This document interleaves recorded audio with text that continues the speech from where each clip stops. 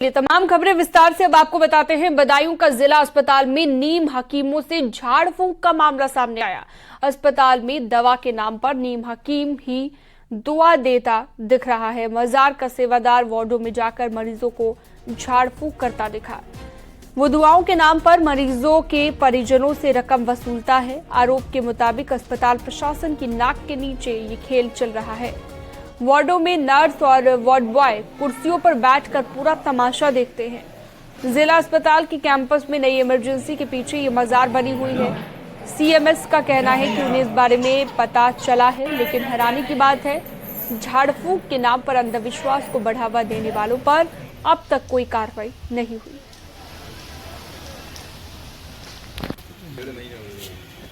ये चीज़ गलत है और ये प्रकरण अभी आप लोगों के माध्यम से मेरे संज्ञान में आया है। इसको मैं कड़ाई के साथ रुकवाऊंगा भी और जिनकी लापरवाही की वजह से ऐसा हुआ है उन लोगों के खिलाफ कार्रवाई भी की जाएगी।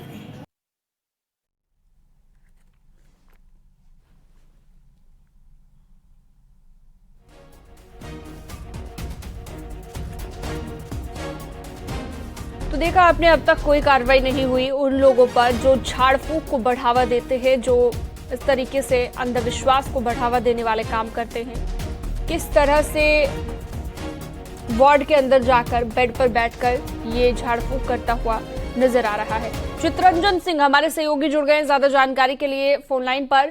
चित्रंजन, तस्वीरों में भी दिख रहा है कि कैसे बिना किसी रोक टोक के ये शख्स अंदर जाता है, झाड़ फूंक का हवाला देते हुए और अंधविश्वास फैलाने का काम कर रहा है। अभी तक कार्रवाई क्यों नहीं हुई? देखिए, इस पूरे मामले पे अभी तक कोई कार्रवाई नहीं हुई है। ये पूरा मामला बदायूं के जिला अस्पताल का है। यहाँ पर अस्पताल में ही एक मस्जिद मजार है और मजार का यही मौलवी जो पहुंचता है, लोगों को झाड़ फूंक करता है। कुछ ऐसे वार्ड हैं जो एनआरसी वार्ड है जिसमें कोई नहीं जा सकता, उन वार्डों में और वहां झाड़ फूंक का बहाना देता है और लोगों से पैसा भी वसूलता है। जी बिल्कुल, ये तो अपने आप में कई तरह के सवाल भी खड़े करता है। अस्पताल प्रशासन का कुछ बयान आया हो, कुछ कहना रहा हो इस पूरे मामले पर? अस्पताल प्रशासन ने इसको ये बात कही गई है कि अब आगे से अगर ये शख्स दिखाई दे गया तो इसके खिलाफ कार्रवाई की जाएगी। ठीक है, आगे कार्रवाई का भरोसा दिया गया है। बहुत शुक्रिया चित्रंजन इस तमाम जानकारी के लिए आपका।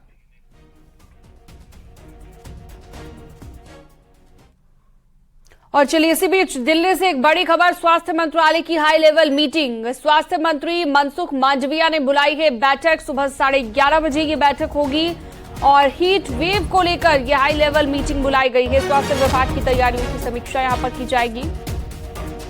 आपको बता दें, उत्तर प्रदेश में भी कई लोगों की मौत हो चुकी है हीट वेव की वजह से, और तमाम वो राज्य जहां पर गर्मी ज्यादा पड़ती है, तापमान बढ़ा हुआ रहता है, इस वक्त गर्मी अपने चरम पर है। फराह खान ज्यादा जानकारी के लिए दिल्ली से हमारे साथ जुड़ गई हैं। फराह खान, क्या जानकारी इस हाई लेवल मीटिंग को लेकर, कौन कौन अधिकारी मौजूद रहेंगे इस मीटिंग में, हीट वेव को लेकर जो मीटिंग हो रही है? जी बिल्कुल, देखिए 11:30 बजे हाई लेवल मीटिंग होनी है और केंद्रीय स्वास्थ्य मंत्री जो है वो खुद उसकी अध्यक्षता करेंगे और साथ साथ ये तरीके से हर कोई जो है वो गर्मी से परेशान। और अभी देखा भी गया बीते दिनों कि उत्तर प्रदेश में कई मौतें हुई हैं, तो हीट वेव को लेकर क्या तैयारियां हैं, क्योंकि हीट वेव के काफी मामले सामने आए हैं जिसमें लोगों की अचानक मृत्यु हुई है, तो उसके लिए क्या तैयारियां की जा रही हैं, इन सारी चीजों की समीक्षा। ठीक है फराह खान, आप नजर बनाए रखिएगा इस मीटिंग पर, लगातार अपडेट इस मीटिंग को लेकर हम आपसे लेते रहेंगे। बहुत शुक्रिया तमाम जानकारी के लिए आपका।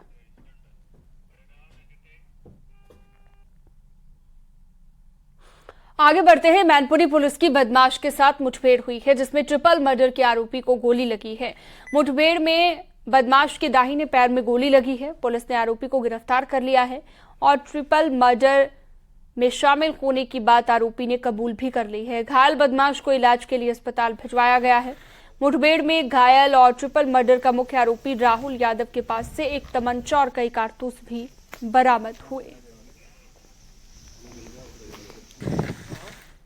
नगला अतिराम में ट्रिपल मर्डर हुआ है, उसी से संबंधित एक अभियुक्त के बारे में मुखबिर द्वारा सूचना मिली कि वो उवाली गांव से करहल की तरफ जा रहा है। तो हमारे प्रभारी निरीक्षक करहल और डीएसओ कुर्रा और हमारी सर्विलांस टीम ने घेराबंदी की। जब एक आदमी मोटरसाइकिल से आता हुआ दिखाई दिया तो उसको रोकने का प्रयास किया तो वो फायरिंग करने लगा।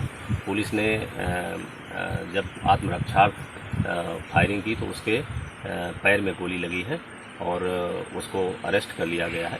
उसके कब्जे से एक मोटरसाइकिल बरामद हुई है और एक असलहा बरामद हुआ है।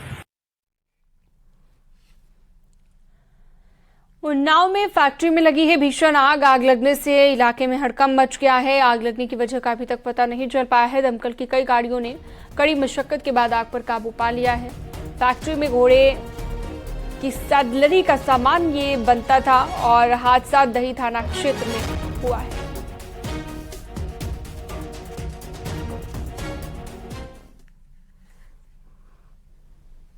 आगे बढ़ते हैं। बरेली में महिला को तेजाब से जिंदा जलाकर मौत के घाट उतार दिया गया। महिला का जला शव जंगलों से बरामद हुआ है। बताया जा रहा है कि महिला अपने घर से दवा लेने निकली थी, जिसके बाद वापस नहीं लौटी। काफी खोजने के बाद भी जब नहीं मिली तो गुमशुदगी की रिपोर्ट दर्ज कराई गई। आशंका है कि तेजाब डालकर महिला की हत्या की गई है। शव को फिलहाल कब्जे में लेकर पोस्टमार्टम के लिए भिजवाया है। डॉग स्क्वाड की टीमें भी बुलाई हैं। एसएसपी पुलिस की 4 टीमें गठित कर चुके हैं। अंतर्गत कुलचा जो ग्राम है, इसमें एक सूचना मिली, आज ग्राम प्रधान द्वारा दी गई। आज सवेरे उसका सब जो विक्षिप्त स्थिति में जंगल से मिला है, उसमें ऐसा लग रहा है कि डिकम्पोज बॉडी हो गई है और उसका पैर और या किसी जंगली जानवर ने उसको क्षत विक्षित कर दिया है। इस नियमानुसार उसका पंचनामा भर के पीएम के लिए अग्रिम कार्रवाई की जा रही है। कौशाम्बी के एसपी ब्रजेश श्रीवास्तव पर छेड़खानी का आरोप लगा है। आरोप एसपी के घर में काम करने वाली महिला फॉलोवर ने लगाया है। महिला ने आरोप लगाया है कि एसपी ने शराब के नशे में छेड़खानी की। उधर एसपी ने अपने ऊपर लगे आरोपों को निराधार बताया।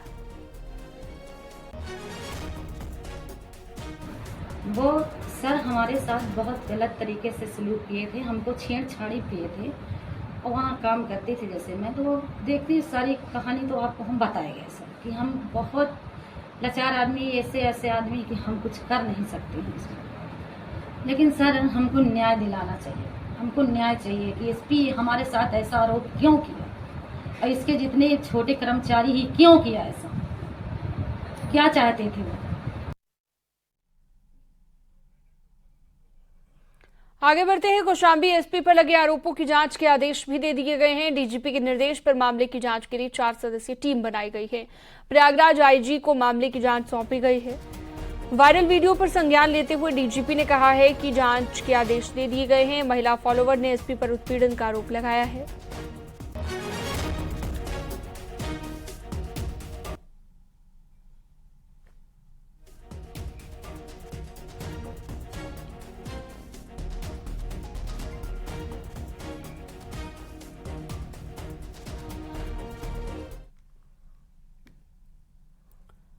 और इस मामले को लेकर अपडेट ये है कि कौशाम्बी एसपी ब्रजेश कुमार श्रीवास्तव पर छेड़खानी का गंभीर आरोप लगाने वाली महिला अब अपने बयान से पलट गई है। उसने एसपी की पत्नी की ओर से काम में से निकाले जाने के बाद एसपी पर मनगढ़ंत आरोप लगाने की बात कही है। तो इस पूरे मामले को पलटते हुए अब इनकार कर दिया है इस महिला ने। जो आरोप लगाए थे एसपी पर छेड़खानी के, अब उन आरोपों से पलट गई है ये महिला। धारा सिंह फोनलाइन पर जुड़ गए हैं ज्यादा जानकारी के लिए। धारा सिंह, बड़ी बात यह है कि महिला ने जो आरोप लगाए अब अपनी ही बातों से पलट गई, क्या वजह है इसके पीछे? पूरा मामला विस्तार से बताइए।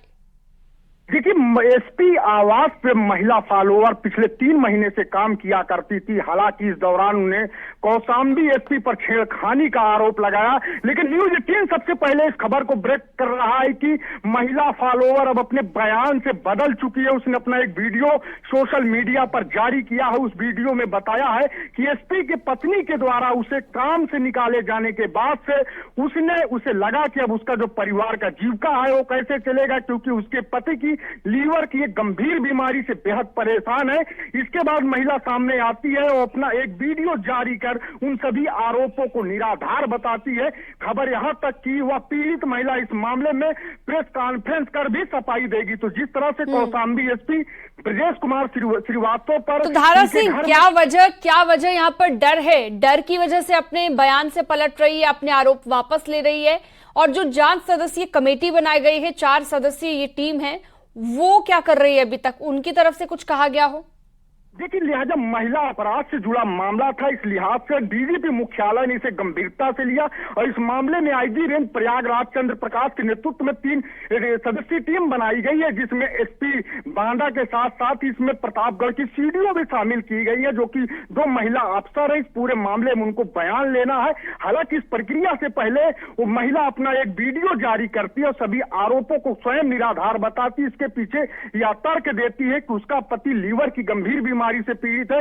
ऐसे में एसपी आवास वो पिछले 3 महीने से काम कर रही थी। नौकरी निकाले जाने के बाद से उसे इस बात का भय, लेकिन धारा मुश्किल होगा, वजह जो भी महिला दे रही हो, वजह जो भी बता रही हो, लेकिन एक बार जो आरोप लग गए, जो छवि धूमिल हो गई एसपी की, उसे अब नहीं बदला जा सकता, भले ही वो अपना बयान वापस ले ले।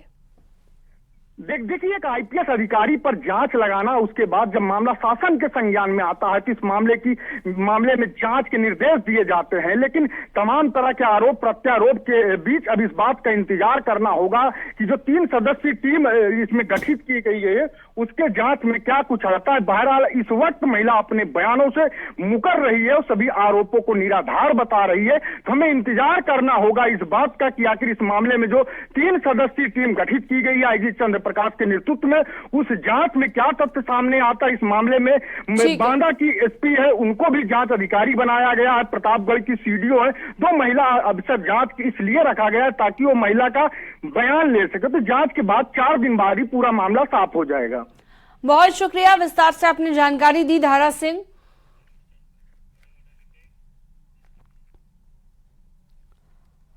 और चलिए आगे बढ़ते हैं। इसी बीच एक बड़ी खबर, अतीक और अशरफ हत्याकांड के शूटर्स की जुडिशियल कस्टडी रिमांड आज खत्म हो रही है। तीनों को प्रयागराज की सीजेएम कोर्ट में पेश किया जाएगा।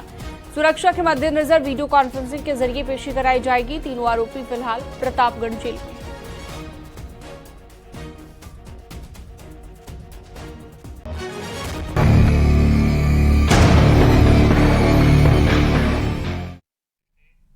और अब बात करते हैं मुख्यमंत्री योगी आदित्यनाथ के अंबेडकर नगर के दौरे की। मुख्यमंत्री महाजनसंपर्क अभियान के तहत आयोजित जनसभाओं को संबोधित आज करेंगे और कई परियोजनाओं का लोकार्पण और शिलान्यास भी करेंगे। सीएम योगी अंबेडकर नगर में अकबरपुर हवाई पट्टी पर जनसभा को संबोधित करेंगे और यहां पर 12 अरब से ज्यादा की परियोजनाओं का लोकार्पण और शिलान्यास भी करेंगे।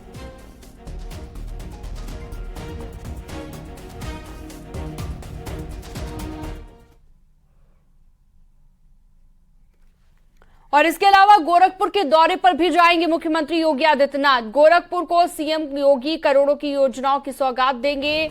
2427 करोड़ के 692 विकास कार्य जिनका शिलान्यास किया जाएगा। 176 करोड़ रुपए के 35 विकास कार्यों का लोकार्पण करेंगे।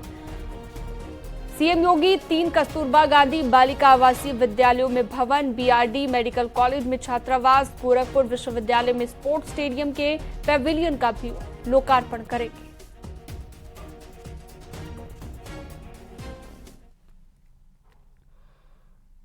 और इससे पहले बलरामपुर दौरे के दूसरे दिन सीएम योगी ने गौशाला पहुंचकर गायों को चारा खिलाया है। सीएम योगी बलरामपुर से अंबेडकर नगर रवाना होंगे।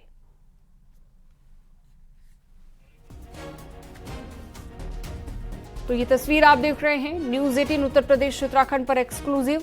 बलरामपुर से अब अंबेडकर नगर के लिए रवाना होंगे। पहले यहां पर पहुंचे, गायों को दुलार करते नजर आए, पूजा अर्चना भी की देवी पाटन मंदिर में और उसके बाद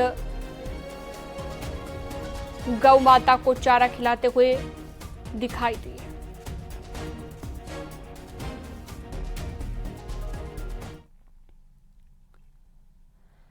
और अब बात करते हैं पीएम मोदी की। अमेरिका के दौरे पर रवाना हो गए हैं पीएम मोदी। 21 से लेकर 24 जून तक अमेरिकी दौरे पर रहेंगे। ये पीएम मोदी का पहला आधिकारिक राजकीय यात्रा बताई जा रही है और पीएम मोदी के आधिकारिक दौरे की शुरुआत 21 जून की सुबह न्यूयॉर्क में संयुक्त राष्ट्र के मुख्यालय में योग दिवस समारोह के साथ होगी।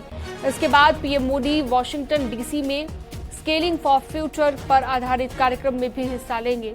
21 जून को अमेरिका के राष्ट्रपति जो बाइडेन और पीएम मोदी के बीच निजी मुलाकात हो सकती है। दूसरे दिन यानी कि 22 जून को व्हाइट हाउस में पीएम का स्वागत करने के बाद द्विपक्षीय बैठकें करेंगे। पीएम मोदी अमेरिकी संसद के साझा सत्र को भी संबोधित करेंगे।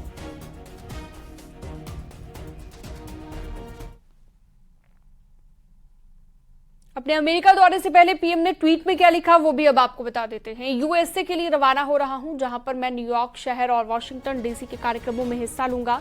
इन कार्यक्रमों में यूएन मुख्यालय में योग दिवस समारोह, अमेरिकी राष्ट्रपति जो बाइडेन से मुलाकात,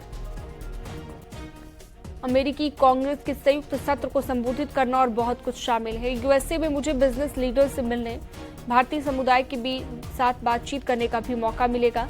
ये सभी बातें अपने ट्वीट में लिखी हैं प्रधानमंत्री नरेंद्र मोदी ने।